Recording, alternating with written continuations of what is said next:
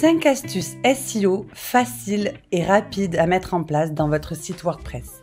Même si vous êtes débutant, Sylvie Massé va vous donner des petites astuces très faciles à mettre en place et vous allez voir que tout le monde peut y arriver sans difficulté. C'est parti! Bonjour Sylvie! Bonjour Licia! Merci d'avoir répondu présente à cet entretien aujourd'hui pour nous parler des astuces SEO que tu pourrais donner aux lecteurs et spectateurs. 5 astuces rapides à mettre en place. Est-ce que c'est un sujet qui te convient? Eh bien, tout à fait. C'est des choses que je fais avec mes clients.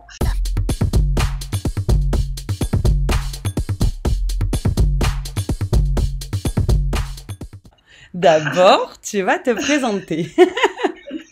J'aimerais que tu te présentes et que tu nous expliques qu'est-ce que tu fais, qui tu es, afin qu'on puisse un petit peu te connaître un peu mieux. Alors, je t'écoute. Alors, je suis donc Sylvie Massé et je suis consultante digitale spécialisée dans l'optimisation des sites et du référencement naturel. Et j'interviens à la fois en formation, en conseil, et parfois mes clients délèguent le travail.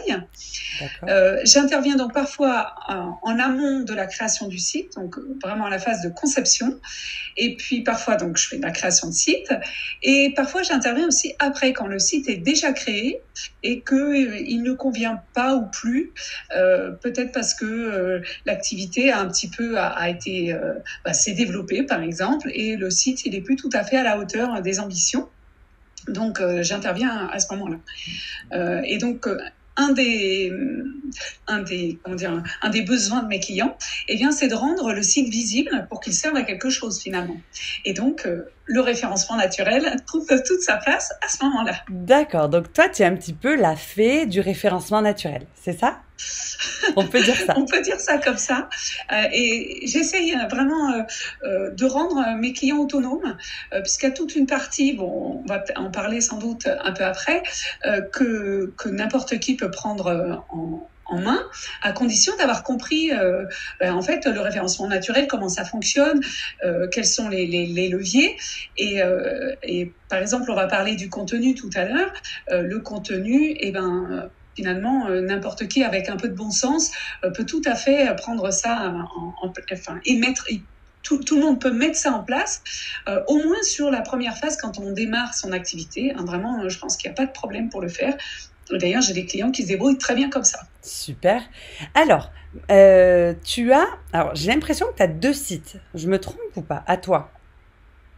Alors, j'en ai eu 2. Ah, alors, je n'en ai plus 2. Donc, on est bien. Alors, ton site principal maintenant, alors là, je le partage à l'écran, c'est CA Web. Alors, je me suis toujours posé la question, mais je te l'ai jamais posée, Sylvie. Ça veut dire quoi, 2CA Web? La question qu'on se pose.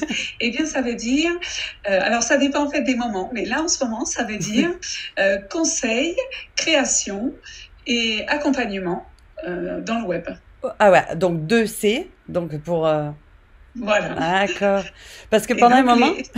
Les lettres, les mots changent parfois. Ouais, comme ça peut évoluer. Exactement. Parce que moi, je pensais, tu sais, ça me faisait penser un peu à la Corse, tu sais, de A, de B. Et je me suis dit, peut-être c'est une Corse qui a voulu réunir les 2 départements.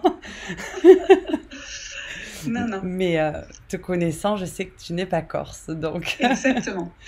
Et ça n'est pas très facile de trouver un nom d'entreprise. Oui. Donc, voilà. C'est celui que j'ai pris au début. Et voilà. D'accord. Donc, est-ce que c'est parce que c'est par ce canal-là que on te trouve, toi Tu veux dire par le référencement naturel? Par ton site, oui. Alors, en fait, j'attache quand même beaucoup d'importance aux relations humaines, aux vraies relations humaines. Même si en ce moment, c'est vrai que c'est un peu compliqué de rencontrer des gens.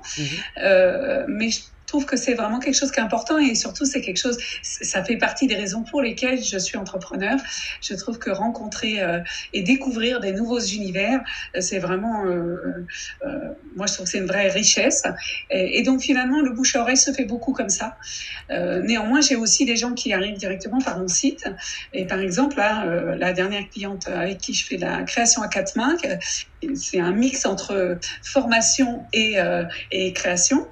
Et c'est quelqu'un qui est arrivé directement par mon site. Elle habite Thonon-les-Bains et on n'a vraiment aucun point de rencontre toutes les deux. D'accord. Et donc c'est pour ça que c'est assez amusant. Et ça, c'est vraiment la magie du référencement naturel. Et oui, d'accord. Donc, je suppose que t'as pas toujours été dans le web ou je me trompe? Tout à fait. D'accord. Tout à fait. C'est ma vie cachée. Donc, juste pour dire, en gros, t'es rentré dans ce milieu-là il y a combien de temps? Juste pour, voilà, pour... Il y a 3 ans maintenant que j'ai créé ma boîte. D'accord. Et donc un peu plus le temps de me reconvertir. Et avant, j'étais prof de maths, donc à l'éducation nationale. Alors, prof de maths dans des classes qui n'étaient pas scientifiques.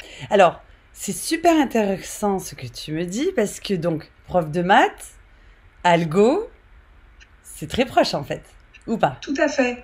Donc finalement, tu trouves un petit peu dans ton arrière bagage de maths, tu trouves un peu ton compte chez Google finalement, ou pas? Tout à fait. Il y a ce côté, alors il y a le côté très rigoureux, mais c'est quand même un métier où on fait toujours la même chose et c'est toujours les mêmes formules et, Ouais. et je trouvais ça assez, voilà, un peu. Et tu peux pas utiliser ces formules-là pour faire des formules magiques SEO. Est-ce que tu, genre 2B égale A plus B, c'est quoi cette formule-là? Je sais plus. Delta égale B carré moins 4AC. Non, je sais plus laquelle, mais voilà les trucs.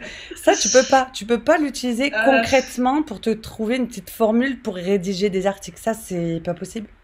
Alors, ça m'arrive de Non. faire un petit peu dans les mêmes on va dire, concepts, c'est-à-dire un peu des recettes de cuisine, on va dire, plus Ouais. qu'une formule de maths, des recettes de cuisine. En revanche, après, on sait quand même pas tout de ce que nous dit Google. Ouais. Il y a quand même pas mal de paris sur un certain nombre de choses, et après, du coup, c'est difficile d'avoir des formules extrêmement rigoureuses. D'accord. Donc, bon, c'est là que ça s'arrête, Ouais. le parallèle, on va dire. Ok. Bon, alors justement, passons justement à cet algo Google. Alors, créer son site, ok, c'est faisable, c'est à la portée plus ou moins de tous. Mais le rendre visible, du coup, là, ça devient compliqué. Et c'est là aussi souvent où on voit les déceptions des personnes qui ont mis des semaines, ou il y en a qui mettent des mois à créer un site. Ils se disent, mais quand on tape tel mot, on ne me trouve pas. Et même des fois, sur le nom de la boîte, limite, on ne trouve pas la personne. Donc, pour quelqu'un comme ça qui débuterait, qui serait déçu et qui n'y comprendrait rien et qui n'aurait pas les sous, l'argent, pour faire appel d'abord à un référenceur qui aurait les compétences de faire un petit tour de magie comme ça, il y a bien au moins 5 choses, je t'avais demandé de me trouver au moins 5 petits conseils pour ceux qui nous regardent. 5 petits conseils faciles à mettre en place, même si on a 70 ans et qu'on vient de créer son site, ou même si on a 18 ans et qu'on n'y comprend rien non plus. Tout à fait. Alors là, du coup, je rebondis sur ce que tu viens de dire et sur le fait que, par exemple, certains sites, on les trouve pas sur le nom de marque. Là, ça, c'est vrai que c'est un objectif qui est tout à fait atteignable. Et finalement, la première astuce, le premier conseil qu'on peut leur donner, c'est d'utiliser une extension. Alors, bien sûr, on parle de site WordPress là ici, mais c'est d'utiliser une extension WordPress et SEO Press, c'est très bien, ça fait partie des trois qui sont très bien. Et il suffit de prendre le super livre où tout est indiqué. En fait, c'est pas tout de mettre une extension. Le problème, c'est de la paramétrer. Et c'est là où parfois les gens sont pas, comment dire, ils n'ont pas les connaissances suffisantes pour paramétrer correctement. Alors là, dans SEO Press, il y a un installateur et du coup, ça se fait assez facilement. Alors après, effectivement, il va falloir quand même bien paramétrer sa page d'accueil pour le don de marque, c'est vraiment le conseil qu'on peut donner. La page d'accueil, hein, vraiment, c'est pour attirer les gens sur le nom de marque. Voilà. Et ça, donc avec le référencement naturel, enfin l'extension qu'on a bien installée et paramétrée. Après, on suit les conseils de Licia pour bien mettre ces titres SEO et ces métadescriptions dans chaque page. Ça, c'est le minimum. En particulier, la page d'accueil. Et ça, c'est vraiment le premier conseil à faire. Donc, finalement, suivre toutes les recommandations de Licia. C'est toute la base, en fait, de référencement naturel. D'accord. Est-ce que ça t'arrive encore d'avoir des gens qui viennent te voir et te dire, est-ce que vous pouvez m'aider? Et tu te rends compte qu'il n'y a ni Yoast, ni aucun plugin SEO d'installer. Est-ce que ça arrive encore aujourd'hui? Alors, moi, ça m'arrive parce que j'ai des clients qui ont fait leur site tout seuls. Oui. Et justement, bon, tant pis, je vais déjà dire un petit compliment sur le livre. Ce que je trouve formidable dans ce livre, c'est que si on est débutant et qu'on veut créer son site seul, bien sûr, on peut passer par des tutos. Mais il y a tellement de choses sur le web et surtout, il n'y a pas les étapes 1, étape 2, etc. Tandis que là, dans le livre, vous prenez le livre, vous le faites du début jusqu'à la fin et vous avez un site qui est complet. Alors, bien sûr, après, on pourra aller plus loin, mais pour un début, il y a tout ce qu'il faut. Et du coup, j'ai des clients qui arrivent et qui, en fait, voilà, ils ont un site qui est fonctionnel.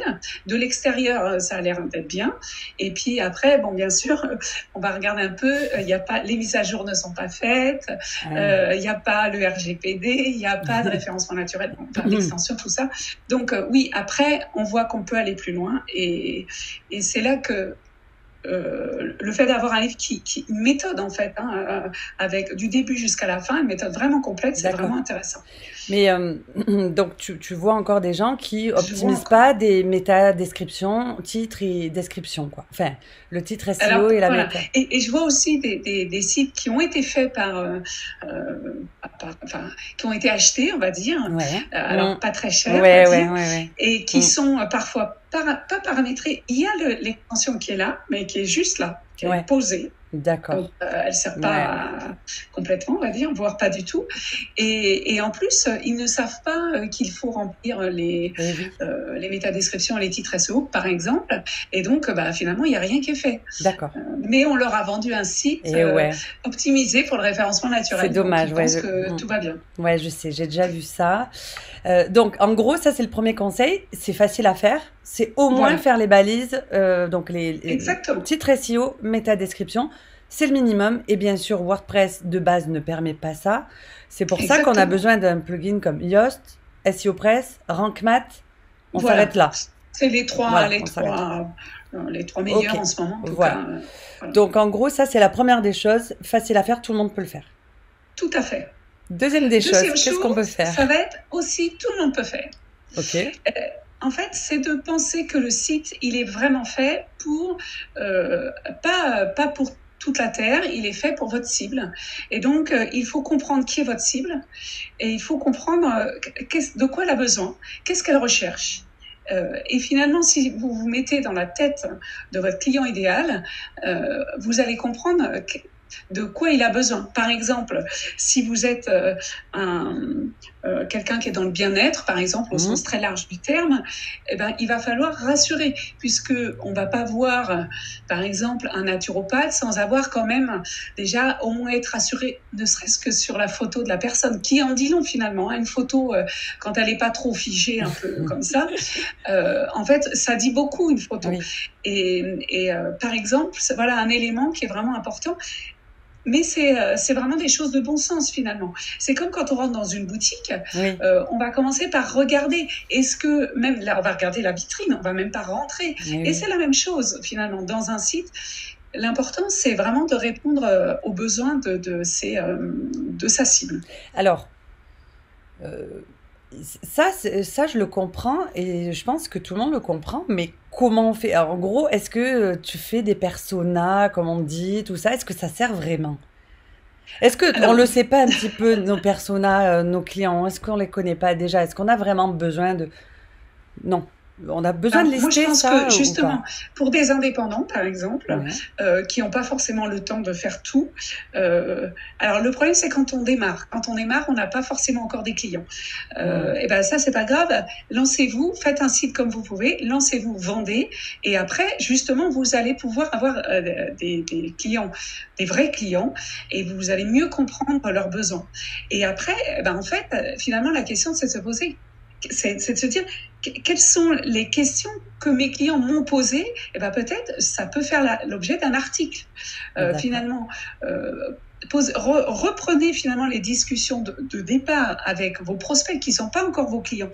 Quand vous rencontrez des contacts, qu'est-ce qui vous pose comme question? Qu'est-ce qui n'est pas clair? Qu'est-ce qui leur fait peur?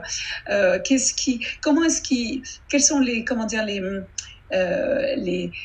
comparaisons ou les éléments dont ils ont besoin pour faire un choix, pour prendre votre solution par exemple. Et ça finalement, c'est l'objet d'articles et c'est le troisième en anglais. J'allais te dire, du coup là tu parles d'articles, donc du coup tu conseilles de faire un blog alors ou Tout pas? à fait. Alors j'ai déjà vu des sites où il n'y a pas de blog. D'accord. Mais je vais être claire, c'était des pages qui avaient été faites, où c'était un seul article qui avait été fait par une agence SEO. Et c'est vraiment, alors là, pour le coup, c'est pas du tout ce que j'étais en train de dire. C'est des articles qui sont extrêmement optimisés pour les moteurs de recherche. En revanche, un humain qui arrive sur cette page, il a juste une envie, c'est de partir. Donc, c'est vraiment pas fait pour... Non, c'est pas ce que tu recommandes. Là, c'est vraiment pas fait pour les humains. Bon, ça peut être à côté. On peut très bien avoir un article comme ça, très très bien optimisé, et après continuer à écrire des articles qui là sont vraiment faits pour sa cible. Mais je pense que, moi, c'est ma façon de penser, c'est que le référencement naturel, il faut pas qu'il y ait que pour les moteurs. C'est quand même froid et quand même assez. En tout cas, c'est pas du tout c'est pas ma façon de penser, c'est-à-dire que écrire pour des moteurs, c'est même un peu dur finalement à faire. Par contre, écrire pour des vrais gens, il suffit de s'imaginer à la terrasse d'un café. Ça nous rappelle des vieux souvenirs d'il y a très très longtemps. Et à la terrasse d'un café avec un prospect, et voilà, d'imaginer les questions qu'il peut nous poser et de lui répondre. Et finalement, c'est comme ça qu'on peut écrire ces articles. Et c'est pour ça le troisième conseil, c'est d'écrire un blog avec du contenu de qualité. Alors du contenu de qualité, mes clients me disent toujours, ou mes contacts, ils disent mais combien de mots? Alors ça, c'est sur la question. Alors en fait, il n'y a pas une réponse, puisque ça dépend des concurrents. Donc, allez voir ce que font les concurrents et faites mieux. C'est vraiment, je crois que c'est le conseil qu'on peut donner et qui est important. Donc, ça, dans mon livre, je le dis, mais tu l'as peut-être... Tu l'as pas vu? Alors, j'ai lu, il y avait un petit moment, et si effectivement, mais j'ai partagé vraiment presque, je crois que j'ai partagé tout ce que tu disais. Ouais, donc, d'accord. T'as pas dit non, ça, je suis pas d'accord. Il n'y a pas une chose où je... Donc, troisième chose, donc, le troisième truc, donc, t'encourages les gens à écrire pour répondre aux besoins des clients. Parce qu'en faisant ça va les rassurer, en gros. Et en même temps, ça leur fait gagner des mots-clés. Parce que c'est ce que j'allais dire. Ah, alors vas-y. Parce que finalement, le principe des mots-clés, quand on n'est pas dans le référencement naturel et quand on n'a pas un temps incroyable, quand on n'a pas un budget incroyable, trouver ces mots-clés, ça prend énormément de temps. Moi, j'ai des clients qui ont, juste avec cette technique de se dire mes clients de quoi ils ont besoin, et j'écris un article qui répond à ça, mais vraiment un bel article à chaque fois, et c'est des gens qui se sont très très bien référencés. Moi, j'ai une naturopathe. Alors, elle m'a autorisé à le dire quand j'ai rencontré la première fois. On a fait le site ensemble, mais avant, elle ne savait pas ce que c'était le geste du glisser-déposer. D'accord. Elle savait même pas ça. Et quand je lui disais, j'ai besoin de du lien de ta page Facebook, elle savait pas ce qu'il fallait qu'elle me donne. Oui. Elle partait vraiment de très loin. Donc, on a fait le site ensemble, ok. et elle le gère maintenant toute seule. Et surtout, maintenant, elle écrit ses articles et elle a écrit des articles qui sont même en top 1. Et pourtant, elle a Doctissimo, qui est comme concurrent. Hein. Donc, Et elle s'est fait du coup remarquer et on lui a demandé d'écrire un livre. Donc, super. Et ça, elle a pas mis. Bon, ça fait maintenant pas tout à fait 2 ans. Ça fait un peu plus d'1 an et demi, mais on lui a demandé ça au bout d'1 an de site en fait. Hein. Donc, ça s'est fait assez vite hein, finalement, sa notoriété, on va dire. D'accord. Voilà. Génial. Donc, c'est faisable. Ok. Donc, même si on n'a pas beaucoup de temps ou quoi, on peut se dire, on peut écrire un article par mois, non? Est-ce qu'on pourrait se dire ça? C'est ça, exactement. Parce que je trouve que quand on est indépendant, c'est difficile d'avoir le temps d'écrire. Alors, toutes les semaines, ça, je crois que c'est possible. Enfin, d'écrire un vrai article, hein, pas d'écrire 3 lignes. Hein. Oui. Et tous les 15 jours, éventuellement, quand vous démarrez, vous avez peut-être le temps. Ça, c'est l'idéal. Oui. Et puis après, quand on a des clients, là, ça devient plus possible. Donc, oui, il faut déléguer. Voilà. Ok. Donc ça, c'était le 3e point, donc le contenu, en gros. Voilà, le contenu. Okay. Et le 4e point, c'est toujours aussi simple, c'est de relayer sur les réseaux sociaux.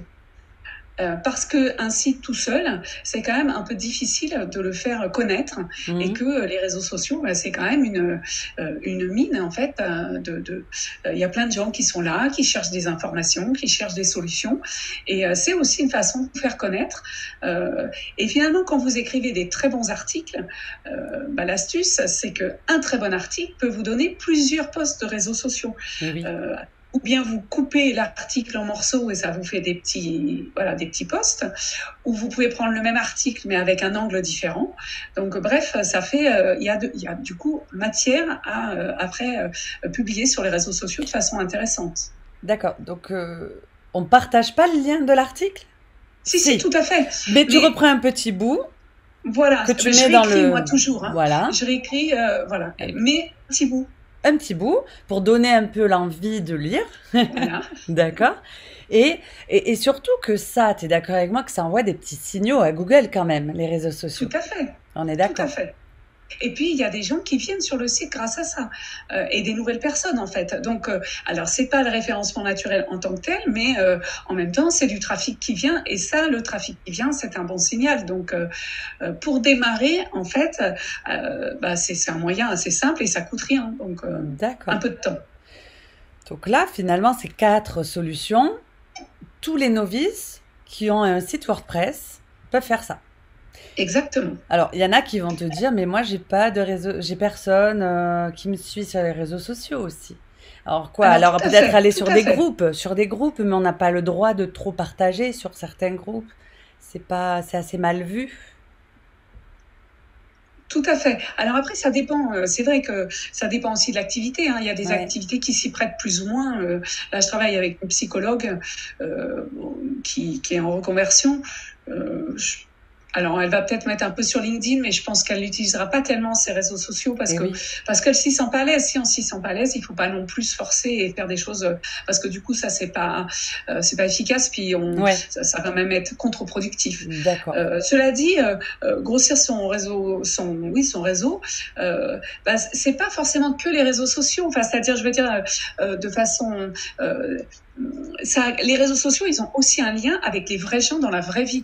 Quand vous rencontrez quelqu'un, quand on pouvait faire du networking en vrai, quand on rencontrait des gens, c'était assez naturel après de les inviter sur le réseau, sur notre réseau par exemple LinkedIn ou Facebook, ou Instagram, enfin selon les réseaux où on est. Ça se fait de façon très naturelle. Donc démarrer, je pense, par les vrais gens que vous avez autour de vous, qui éventuellement, enfin si c'est possible, qui ont un lien avec ou vos cibles ou qui sont dans le milieu de l'entrepreneuriat. Et puis petit à petit, un pas après l'autre, on va agrandir son réseau social, son réseau de ce groupe-là. Je parlais tout à l'heure d'une naturopathe. En fait, elle est partie, elle n'avait pas de réseau au départ, du tout. Donc là aussi, ça se fait. Oui. Voilà, comme tu dis, il faut le temps, quoi. Hein, comme le SEO, c'est pas du jour au lendemain. Alors c'est vrai qu'il faut effectivement, pour pas être frustré, il faut comprendre que ça se fait pas en un jour et que ça, c'est pas des choses.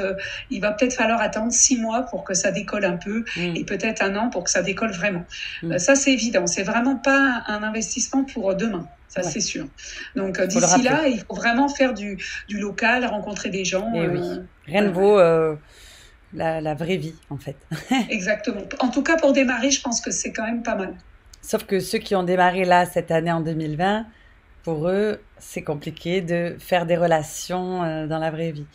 C'est vrai, mais en même temps, je trouve, je suis d'accord, hein, la situation est compliquée, ça y a, mais il faut voir les côtés positifs. Il y a quand même, moi, il me semble que la situation a fait quand même émerger un besoin de vraies relations et de relations plus authentiques qu'avant. Et du coup, quand on rencontre quelqu'un, je pense que ça peut avoir un lien plus fort qu'on aurait eu avant.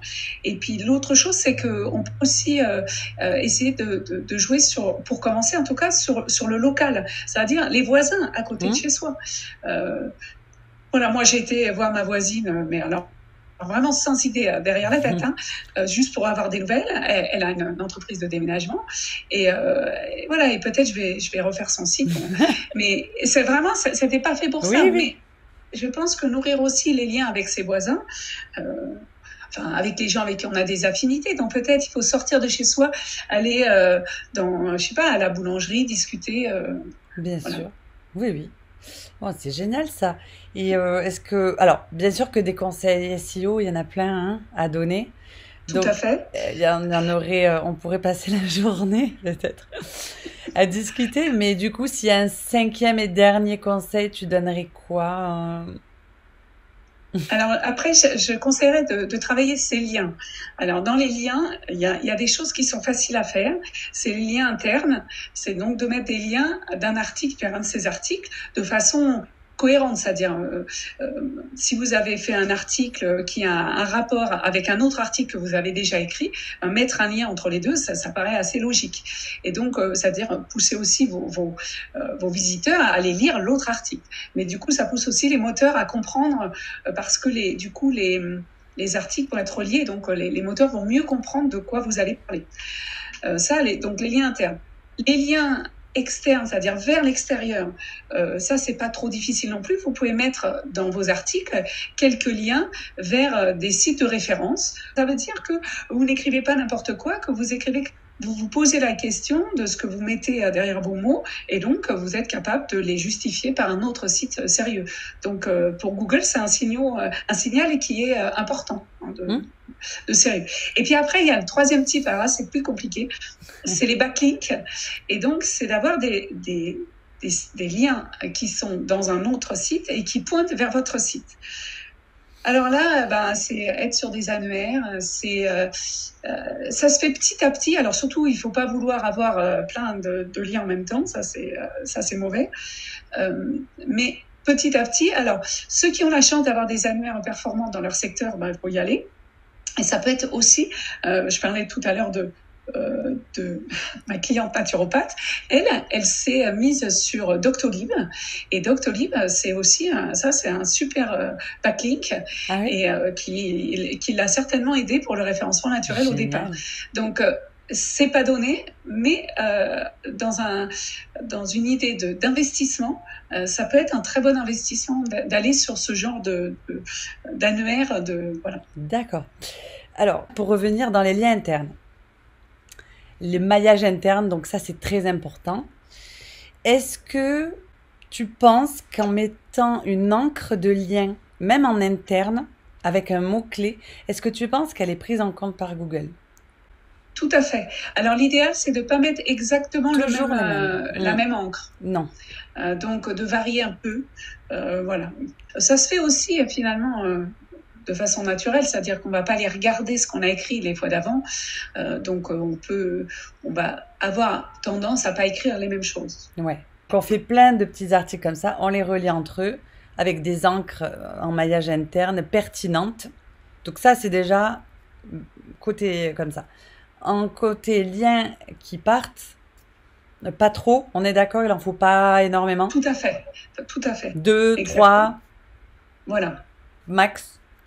Oui, c'est ça. Ouais, ouais, moi, je dirais max. Enfin, après, ça dépend. Après, si tu fais une liste de 10 outils, tu vois, et- Oui, ah oui. alors, on peut Ah, plus ouais, mettre en nofollow, ça sert plus à voilà. rien, donc en fait, on les met et puis c'est pas grave, ou pas. Mais ça dépend aussi de la taille de l'article. Voilà. Si on fait une liste de 10 outils où il y a 3000 mots, parce qu'on écrit beaucoup sur chaque Ouais, outil, bon, bah, c'est plus cohérent que si on écrit 200 mots avec juste les ouais, noms ouais, des bah oui. outils. Bon, voilà, Oui, voilà, il faut garder un petit peu de bon sens, toujours. De toute façon, c'est toujours ça. c'est ça. Et le dernier, donc les backlinks. Moi, je dis toujours, et je le dis dans mon livre, le meilleur moyen d'obtenir des backlinks, c'est d'écrire des articles de hyper, super qualité qui finiront par être linkés, cités dans d'autres articles. Mais ça, si on peut pas, est-ce que tu es pour l'achat de backlinks? Alors moi, je trouve que quand on démarre, enfin, ça dépend hein, où est-ce qu'on en est. Hein, mais là, on parle plutôt de quelqu'un qui va démarrer son site et peut-être démarrer son activité. Moi, je trouve que c'est pas l'investissement que je ferais. Mhm. Euh, tout bêtement, pour une idée, enfin, quelque chose d'important, c'est que quand on va acheter, on peut aussi, euh, on va optimiser l'encre Oui. des mots qu'on va Mm. mettre. Le problème, c'est quand on démarre son activité, euh, parfois, on démarre pas tout à fait dans l'activité qu'on fera au bout de 6 mois ou un an. Eh oui. Par exemple, moi, j'avais dit plus jamais je formerai quelqu'un. Je n'en pouvais plus de former D'accord. après 20 et quelques années. Et donc, j'avais dit plus jamais de ma vie Et entière. Et finalement, en fait, j'y suis revenue.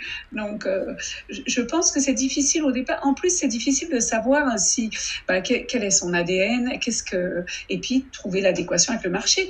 Donc, tout ça fait que c'est difficile au tout début d'avoir de partir dans la bonne direction de son oui. référencement naturel. Donc je trouve qu'il vaut mieux partir de façon très naturelle et peut-être infléchir au fur et à mesure du temps parce que voilà nos articles vont s'infléchir et au bout d'un moment quand l'activité commence à bien se développer ben, peut-être se poser des questions et là Un petit peu. travailler plus en profondeur peut-être faire un cocon sémantique ou autre mais là après il y a peut-être d'autres réflexions qui peuvent arriver et mais je trouve que c'est mieux dans un deuxième temps. Il faut pas oublier que en fait, référencement naturel, il y a le mot naturel. Et oui. Oui, parce que finalement, Google essaie de copier le comportement des humains. Ouais. Plus on est naturel et plus on fait ça, justement, c'est pour ça qu'on revient à l'astuce, je ne sais plus laquelle, la deuxième, je crois, et bien plus on essaie de se rapprocher, enfin, plus on fait les choses pour Cible. notre Mhm. client Mhm. idéal, bien plus on va plaire à Google et surtout, on va anticiper les changements d'algorithme parce que quand Google fait des gros changements d'algorithme, il y a parfois des gens qui disent ah mince, c'est la catastrophe. Mhm. Bah oui, mais finalement, quand on analyse ces choses-là, c'est à chaque fois des gens qui étaient borderline. Ouais. Ils utilisaient les algorithmes euh, pas dans pas dans le bon principe, mais ils essayaient de l'utiliser au maximum et un peu sur voilà, les côtés un peu. Bon. Ouais. Et ça, bon bah voilà, c'est un jeu. Ben, parfois le jeu, il est risqué. Quoi. Donc ça, c'est la sagesse de Sylvie. Mais je suis tout à fait d'accord avec toi. Ben écoute, c'est génial tout ça parce que, bon, même si finalement c'est des choses qu'on lit, qu'on relit, qu'on sait, enfin toi et moi, en tout cas, je pense qu'il y en a, on a tous débuté et on l'a pas su au départ, tout ça. Voilà. Tout à fait, Donc, tout à il faut fait. bien commencer par... Après, tu as parlé de cocon sémantique et tout, ben ça, ce sera peut-être dans un deuxième temps de l'apprentissage. Et tout dépend, parce qu'il y en a qui ont un site, ils veulent pas non plus passer leur temps sur leur site. Hein. Oh. Tout à fait. Ah oui, tout à fait. Non, encore une fois, là, je prends toujours l'exemple de Laurence, mais vraiment, c'est vraiment très parlant. Elle n'a pas de cocon sémantique et je pense qu'elle n'en aura jamais. Elle n'a pas besoin. Voilà, elle continue à écrire et elle attire des gens, même de l'étranger, hein, de Super. Russie, je ne sais plus où elle me Ouais. dit. Enfin, elle voyage. Ah, mais génial. Ben écoute, je te remercie, Sylvie. Mais Et c'est un plaisir. ouais, un plaisir, moi aussi. Et peut-être une seconde vidéo un peu plus tard pour aller peut-être plus loin dans le SEO. Qu'est-ce que t'en penses? Eh ben, pourquoi pas? Pourquoi pas? Super. Alors à bientôt, Sylvie. À très bientôt. Au revoir.